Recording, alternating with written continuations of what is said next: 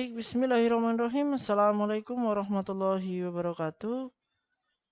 Alhamdulillahirrahmanirrahim. Puji syukur kepada Allah Subhanahu wa Ta'ala. Pada sesi kali ini kita dapat melanjutkan pembahasan terkait dengan komunikasi bisnis, khususnya pada pengorganisasian pesan-pesan bisnis.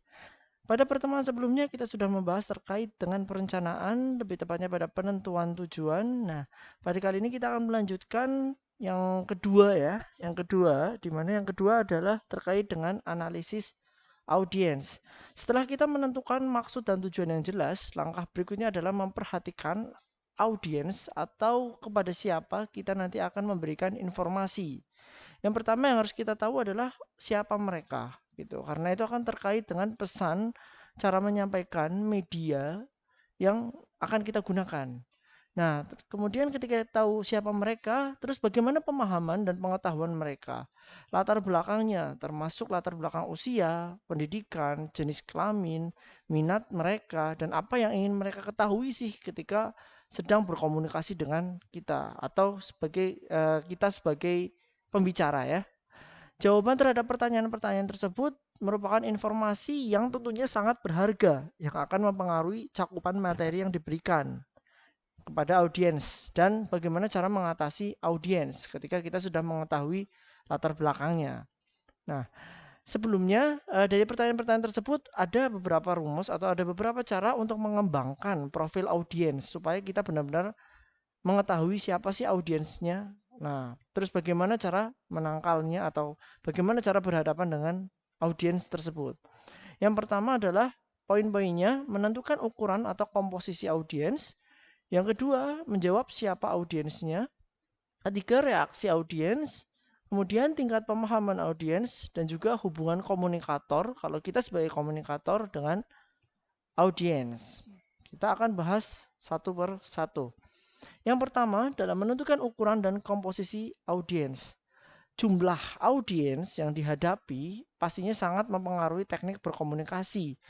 Contohnya, apabila audiens itu dalam jumlah yang kecil ya, jumlahnya tidak terlalu banyak misalnya, materi dapat dikemas dalam suatu laporan yang lebih sederhana dan mudah dipresentasikan atau dibagikan kepada mereka ya. Ketika memang itu hanya dalam lingkup yang kecil, mungkin jumlahnya antara 5 sampai 10 orang, yaitu dalam rapat biasa ya, rapat di ruangan, presentasi seperti biasa dan laporannya juga disajikan secara sederhana. Yang penting bisa dipahami oleh orang-orang yang ada di dalam ruangan tersebut misalnya. Namun untuk audiens dalam jumlah besar, materi sebaiknya dikemas dalam suatu makalah atau laporan dengan gaya pengorganisasian dan format penulisan yang lebih formal. Karena jumlah besar ini pasti akan beragam pula latar belakangnya. Ada yang mungkin tingkat pendidikannya ada yang profesor, doktor, master atau magister dan sebagainya kita tidak tahu ya, kecuali kita memang sudah mengidentifikasi dari awal. Oleh karena itu, komunikator harus mencari tahu yang dapat sesuatu yang dapat mengikat audiens, khususnya dalam jumlah yang besar, apalagi heterogen latar belakangnya. Misalnya dengan cara humor, ya, jokes, untuk menarik perhatian audiens agar fokus pada apa yang ingin kita sampaikan. Nah, dalam jumlah besar sebagai contoh seperti seminar. Maka dari itu biasanya ada seminar kit, di mana di dalam seminar kit itu pasti ada makalah atau laporan yang berlembar-lembar gitu ya untuk dibagikan. Karena apa? Kita tidak mungkin menyampaikan semua sedetail itu dalam waktu yang mungkin terbatas dengan jumlah audiens yang sangat banyak. Oleh karena itu pembagian yang seperti itu, laporan seperti itu untuk memudahkan agar audiens bisa membaca dan kita mungkin hanya menyampaikan poin-poinnya saja seperti dalam seminar, workshop ya atau webinar untuk saat ini. Oke, yang kedua, kita harus tahu siapa audiensnya. Bila terdapat audiens lebih dari satu orang, maka komunikator perlu mengidentifikasi siapa di antara mereka yang memegang posisi kunci. Misalnya kita benar-benar diminta untuk menjadi pembicara di desa atau berbicara di masyarakat, sekumpulan masyarakat atau mungkin kita jadi motivator di panggung yang besar dengan masa yang banyak. Nah, kita belum tahu siapa audiensnya atau mungkin belum berkenalan dengan audiensnya. Salah satu cara yang menarik perhatian atau mengendalikan audiens adalah biasanya kita harus tahu dulu siapa di antara masyarakat ini yang memegang posisi kunci, siapa ketuanya atau siapa tokohnya atau siapa yang memiliki jabatan gitu. Biasanya memiliki posisi atau jabatan di organisasi yang cukup tinggi. Namun ada pula juga misalnya ada seseorang dengan posisi yang tidak tinggi gitu, lebih rendah, tapi memiliki kelebihan pada satu atau dua bidang yang sesuai dengan materi yang disampaikan. Itu juga bisa menjadi kunci. Misalnya, oh Pak A ini kemarin sempat ya berkecimpung di bidang pertanian, mungkin seperti apa Pak menceritakan. Nah, itu untuk menarik perhatian saja seperti itu. Atau mungkin, oh bagaimana Pak Menteri, ya, pendapat Pak Menteri itu ketika diskusi atau penyampaiannya bersifat interaktif seperti pada seminar-seminar motivasi, misalnya seperti itu. Kemudian yang ketiga adalah reaksi audiens. Nah, dengan melihat reaksi audiens kita dapat menebak istilahnya. Kita harus bisa menebak, mengantisipasi dari reaksi audiens ini gitu. Karena dengan menebak atau mengetahui reaksi audiens, memprediksi reaksi audiens, otomatis kita akan lebih ada persiapan, lebih tenang dalam menghadapi situasi yang muncul dalam proses komunikasi tersebut. Misalnya seperti itu. Nah, setelah mengetahui siapa yang akan menjadi audiens, maka diantisipasi pula dong reaksi-reaksi yang akan muncul. Ketika kita menyampaikan informasi ini di depan para profesor, perkiraan kita sebagai komunikator misalnya, itu kita harus bisa menebak reaksi-reaksi mereka. Apakah mereka itu suka atau tidak terhadap pesan yang disampaikan gitu. Nah, misalnya contohnya apabila komposisi audiens merupakan orang yang tidak suka berdebat atau kurang kritis, presentasi sebaiknya disajikan langsung pada bagian kesimpulan dan saran karena jika diajak berdiskusi mereka diduga kurang positif. Misalnya ini yang dengan tingkat pendidikan yang mungkin lebih rendah dibandingkan tadi yang saya sebutkan seperti profesor, dokter atau master. Mungkin pada masyarakat umum banyak reaksi-reaksi ya, pertanyaan-pertanyaan di seputar apa. Misalnya pendanaan ya, mungkin kita harus mempersiapkan reaksi-reaksi atau jawaban-jawaban terkait dengan pendanaan. Ada kalau misalnya orang pemerintahan audiensnya mereka biasanya menanyakan terkait dengan regulasi-regulasi. Nah, kita juga harus bisa menyiapkan jawaban-jawaban atas reaksi-reaksi mereka, tergantung siapa audiensnya. Kemudian lanjut yaitu pada tingkat pemahaman audiens. Sekali lagi kita juga harus mengetahui latar belakang audiens karena latar belakang audiens ini sangat berpengaruh terhadap tingkat pemahaman mereka. Apalagi jika komunikator kita misalnya sebagai komunikator dan audiens itu memiliki latar belakang yang jauh berbeda. Bisa dari pendidikan, bisa misalnya dari sosial ekonomi juga bisa dan latar belakang lainnya yang sangat berbeda seperti itu. Perlu diputuskan terlebih dahulu seberapa jauh audiens tersebut harus, misalnya kalau harus dididik itu maksudnya harus disampaikan pesannya atau gaya penyampaiannya itu harus seperti ini, seperti itu. Dan diusahakan dalam setiap penyampaian itu tidak terlalu menggurui, terlebih lagi ketika latar belakang audiens atau mungkin secara umur, secara pengalaman, senioritas gitu ya, audiens itu lebih tinggi daripada kita. Sebagai contoh, mahasiswa yang usianya relatif muda melakukan pengabdian masyarakat, di mana audiensnya adalah masyarakat, biasanya masyarakat di pedesaan. Nah, di mana masyarakat pedesaan itu umurnya kan biasanya ya sudah jauh di atas mahasiswa, bisa 20, 30, bahkan 40 tahun lebih tua. Meskipun latar belakang pendidikan mereka mungkin ada yang SD, SMP, SMA, dan mahasiswa sedang mengenyam pendidikan S1, tentu saja penyampaiannya juga sebisa mungkin tidak terlalu menggurui gitu ya, karena tadi faktor umur juga ada seperti itu. Nah, ini juga bisa dan diketahui bagaimana tingkat pemahaman mereka. Ternyata mereka biasa paham ketika dengan gambar gitu daripada dengan tulisan semua. Mungkin bagi orang pendidikan, peneliti dan sebagainya, dosen itu dengan tulisan semua banyak tulisannya it's okay gitu, tapi berbeda dengan masyarakat pada umumnya. Oleh karena itu kita harus sebagai komunikator mengetahui tingkat pemahaman dari audiens. Kemudian yang terakhir adalah terkait dengan hubungan komunikator dengan audiens.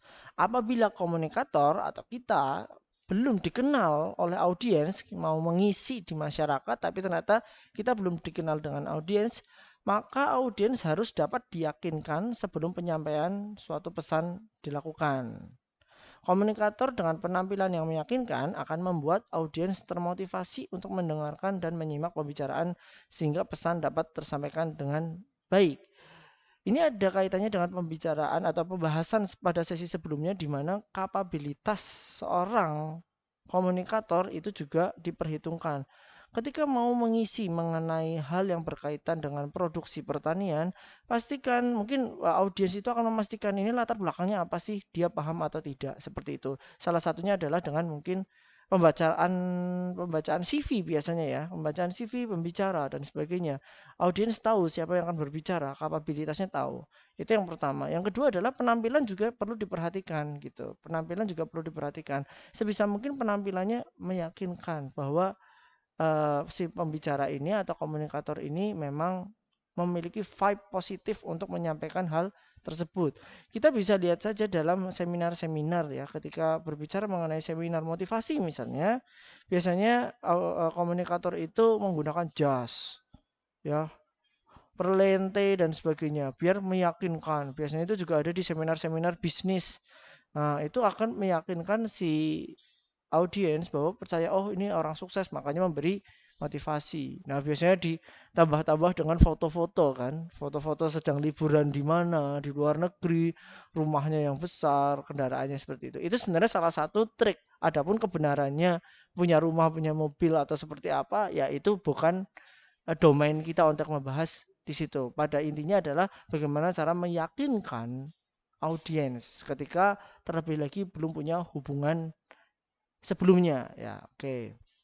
Nah, dalam proses komunikasi tersebut otomatis ada cara memuaskan audiens ya terhadap informasi yang ada, informasi yang akan kita sajikan atau komunikator sajikan. Nah, caranya seperti apa? Yang pertama adalah menemukan atau mencari apa yang diinginkan audiens. Ketika kita berbicara, sebenarnya audiens itu kepinginnya mau apa sih gitu. Itu kalau kita diundang ya. Bagaimana kalau kehidupan sehari-hari gitu. Ya, kita ngelihat latar belakangnya sekali lagi. Misalnya kita hubungan dengan bawahan kita. Bawahan kita mau informasi apa sih dari kita seperti itu. Karyawan kita mau informasi apa sih dari kita atau atasan kita mau informasi apa sih dari kita. Misalnya kalau dari karyawan ya ke bawahan kita misalnya oh bawahan itu ingin informasi terkait dengan eh, cara kerja atau SOP kerja, alur kerja, terus misalnya ada insentif atau tidak dari pekerjaan tersebut seperti itu. Itu mungkin kita harus tahu dan bermain di situ ketika berbicara secara formal pada khususnya dengan lawan bicara kita sebagai komunikator. Yang kedua, antisipasi pertanyaan yang tidak diungkapkan. Kita juga harus bisa dalam khalayak ramai, audiens yang ramai maupun yang sedikit, kita juga harus sudah menebak-nebak pertanyaan-pertanyaan apa yang kira-kira tidak diungkapkan oleh mereka. Oleh karena itu, kira-kira mereka pasti akan bertanya ini, tapi mungkin sungkan gitu ya. Sehingga kita sajikan informasi yang diperlukan. Nah, itu masuk juga ke ranah nomor 3. Nah, nomor 4, pastikan bahwa informasinya akurat, tentu saja. Sebisa mungkin informasi yang kita berikan itu akurat. Kalau misalnya perlu dasar hukum ya dasar hukum, payung hukum. Kalau misalnya perlu kredibilitas sumbernya dari mana ya sajikan sumbernya dari mana. Kemudian yang terakhir nomor 5 adalah menekankan ide-ide yang paling menarik bagi audiens.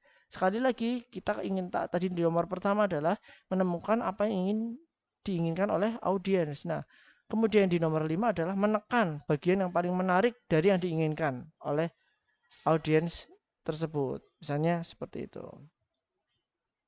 Oke, itu tadi terkait dengan audiens. Kemudian selanjutnya pada perencanaan nomor 3 berarti ini adalah penentuan ide pokok dari tujuan komunikasi yang ingin kita sampaikan dan kita mengetahui siapa audiensnya, maka cara selanjutnya adalah untuk menentukan ide pokok ya, pesan-pesan bisnisnya bermuara pada satu tema pokok. Main idenya apa sih kira-kira dari konten yang akan kita berikan gitu. Hal-hal lain selain ide pokok hanyalah ide-ide pendukung. Perlu tetap. Misalnya kalau misalnya ada positif ya, ada berita positif dan ada berita negatif sebagai contoh misalnya ketika kita membahas terkait dengan berita negatif. Berita negatif kita bicarakan terkait dengan potongan gaji pada masa pandemi misalnya. Ya, misalnya diberitahukan secara lisan bahwa pengumuman pada bulan ini untuk gaji itu ada potongan sebesar 5%. Itu main idenya. Hal ini dikarenakan, nah ini masuk ke ide-ide pendukungnya atau supporting Idenya dikarenakan karena penjualan turun, perusahaan harus memiliki pendanaan agar bisa long lasting lagi. Karena ketika tidak long lasting atau tidak continue, maka akan berdampak yang lebih besar lagi, misalnya pada PHK. Oleh karenanya perlu kerjasamanya dari seluruh karyawan untuk memahami kondisi tersebut. Misalnya seperti itu, ketika memang menyampaikannya dalam bentuk bad news seperti tadi. Nah, sebenarnya bagaimana sih cara mencari ide pokok seperti itu ketika ingin memberikan informasi? Sebenarnya ada berbagai cara, cuma di sini saya menyampaikan hanya dua kemungkinan, dua cara ya. Yang pertama adalah teknik brainstorming atau curah pendapat. Untuk mengidentifikasikan ide pokok diperlukan kreativitas dan pengalaman. Pendekatan yang paling baik adalah melakukan curah pendapat yang memberikan keleluasaan pikiran untuk mencari berbagai kemungkinan, menguji berbagai alternatif dengan mempertimbangkan tujuan, audiens, dan fakta yang ada. Biasanya curah pendapat ini terdiri dari beberapa orang. Misalnya ada satu departemen, yuk kita rapat. Direkturnya dengan manajer-manajernya kita rapat. Kita ingin melaksanakan strategi pemasaran yang baik misalnya. Ini seperti apa? Nanti akhirnya ada satu pendapat muncul mungkin ada yang bantah, ada yang mendukung dan sebagainya. Sampai ketemu di ramu bersama-sama menemui ide pokok yang bagus, strategi yang bagus itu seperti apa? Itu ketika kita membicarakan masalah penyusunan strategi. Begitu pula di audiens tadi di seminar-seminar, kira-kira ide pokoknya apa ya gitu. Seminarnya temanya tentang apa ya? Misalnya ketahanan pangan di masa pandemi, itu juga bisa. Bahkan kalau teman-teman tahu dalam pembuatan film, ya, dalam pembuatan film, baik itu genrenya apapun ya, saya berikan contoh misalnya genre komedi misalnya, sutradaranya atau ya sutradaranya kemungkinan atau yang menulis skrip itu pasti akan melempar jokes ya, humor-humor yang nanti akan disisipi pada serial filmnya tersebut. Nanti akan dilempar. Nah, akan ditantang yang ada di situ. Kira-kira ada yang bisa lebih lucu lagi nggak daripada ini gitu. Nanti dilempar lagi. Oh, itu lebih lucu nggak? Oh, kalau nggak ya tetap pakai yang ini. Tapi kalau ada yang lebih lucu, sampai akhirnya mentok mana bagian yang paling lucu dan itu akan dimasukkan ke dalam sebuah film tersebut seperti itu. Nah, ini termasuk pada teknik brainstorming atau curah pendapat. Oke, yang kedua adalah pembatasan cakupan. Secara umum, penyajian informasi rutin kepada audiens yang telah Anda kenal hendaknya menggunakan kata-kata yang singkat. Cara ini juga dapat membangkitkan rasa hormat kepada komunikator. Sedangkan penyampaian pesan yang kompleks dan kontroversial akan memakan waktu lama, terutama jika audiens yang hadir terdiri atas orang-orang yang skeptis atau orang-orang yang tidak dikenal sebelumnya. Oh ya, dalam pembatasan cakupan ini kemungkinan besar si komunikator sudah menyiapkan bahannya sehingga bisa langsung disampaikan kepada audiens karena mungkin sudah memiliki tema tersendiri. Maka dari itu dilakukan yang namanya pembatasan cakupan. Apalagi yang disampaikan kompleks dan kontroversial. Ya udah dibatasi agar tidak melebar kemana-mana. Oke, sebagai tambahan tadi terkait dengan teknik brainstorming juga bisa dilakukan ketika event itu berlangsung atau ketika penyampaian pesan itu berlangsung. Misalnya seminarnya mungkin terkait dengan kita balik ya. Seminarnya terkait dengan motivasi atau terkait dengan strategi pemasaran. Nah, itu juga bisa mengajak audiens untuk kita mengajak audiens untuk memberikan ide-ide kita mau fokus bahas di mana seperti itu. Berbeda dengan pembatasan cakupan yang memang sudah didirect kita sudah membatasi temanya adalah ini dan ini agar cepat gitu, agar cepat dan memang agar lebih smooth saja, terlebih dalam pesan-pesan yang kompleks dan kontroversial. Nah, kemudian kita menginjak ke selanjutnya yaitu terkait dengan seleksi saluran dan media. Kita bisa menggunakan berbagai macam saluran atau media komunikasi. Kalau kita mau lisan seperti apa dan mau tulisan itu seperti apa. Kita mulai dari pertama, yaitu saluran komunikasi lisan. Nah, kapan sih kita harus menggunakan saluran komunikasi lisan? Ini dapat dipergunakan apabila satu diperlukan umpan balik secara langsung dari penerima. Ketika kita butuh cepat nih umpan baliknya, feedbacknya seperti apa, kita mau ngobrol masalah strategi bisnis. Bagusnya strategi bisnis seperti apa ya? Bagusnya itu justru lisan. Karena apa? Langsung dijawab oleh penerima pesan. Langsung dijawab, ada komunikasi, ada diskusi di situ. Itu lisan. Juga pesan relatifnya sederhana dan mudah dimengerti. Kenapa? Ya karena kalau kompleks itu lebih baik dengan tulisan, ya, karena harus dibaca berulang-ulang. Tapi kalau relatif sederhana dan mudah dimengerti ya disampaikan saja secara lisan saja gitu. Tidak memerlukan catatan permanen. Kemudian penerima dapat dikumpulkan dengan mudah dan ekonomis, misalnya pada saat rapat ya, terbatas misalnya. Dan yang terakhir adalah ingin mendorong interaksi untuk memecahkan masalah dan pengambilan keputusan. Seperti tadi penjelasan pada teknik brainstorming, itu bisa juga seperti ini.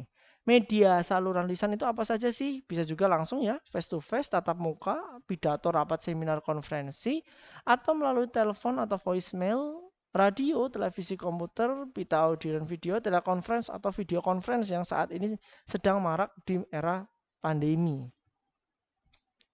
Kemudian yang tertulis itu kapan kita harus menggunakan saluran komunikasi yang tertulis? Itu tepat digunakan apabila tidak memerlukan umpan balik secara langsung. Mungkin mengharapkan penerima pesan itu harus membaca dengan seksama terlebih dahulu. Kemudian bentuk pesannya atau isi pesannya itu terinci dan kompleks dan memerlukan perencanaan yang seksama gitu. Menulis pesan ini secara tertulis itu harus detail, harus benar-benar sehingga tidak bisa spontan dalam menyampaikannya. Perlu benar-benar tertulis ya, diulang lagi dan sebagainya. Perlu ada catatan permanen, ada catatan tambahan di situ. Menerima dalam jumlah yang banyak. Seperti tadi dalam seminar biasanya diberikan makalah ya, seminar kit gitu. Itu makanya dalam bentuk tertulis. Penerima sulit dijangkau karena tersebar secara geografis ya, karena tersebar di berbagai macam daerah dan ingin meminimalkan peluang distorsi atau pengkaburan pesan ya, agar pesannya itu tidak berubah nyampe dari sini kita menyampaikan A, nanti penerima menerimanya C seperti itu. Ketika tertulis, maka pasti dari awal sampai akhir yang namanya tertulis itu kan permanen ya, asal ya tidak bisa diutak-utik gitu. Ada capnya dan sebagainya. Oleh karenanya itu bisa dapat meminimalkan peluang distorsi. Biasanya menggunakan apa saja kalau tertulis? Itu surat, memo, laporan, email, SMS, komputer, fax, telegram, atau pos. Seperti itu. Itu saja yang bisa disampaikan pada sesi kali ini. Ada kurangnya saya mohon maaf dan bisa dikoreksi. Billahi taufiq walhidayah. Wassalamualaikum warahmatullahi wabarakatuh.